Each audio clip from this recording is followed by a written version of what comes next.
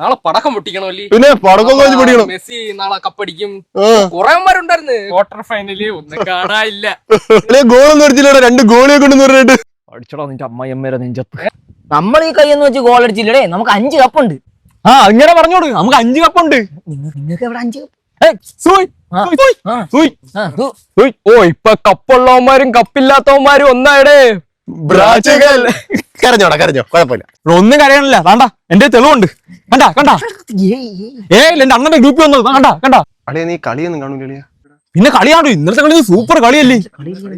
അതിന് ഇന്നലെ കളിയില്ലായിരുന്നല്ലേ? നീയൊക്കെ മുട്ട വിശയിലാണ് കളി കളിച്ചിട്ട് അളിയാ, വിഷമങ്ങളൊക്കെ ഉള്ളി അടക്കി പിടിച്ചോ.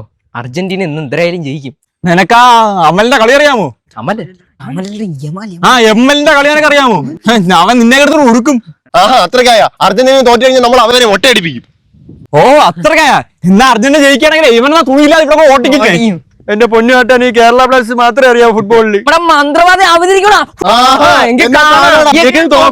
ഇതാണ്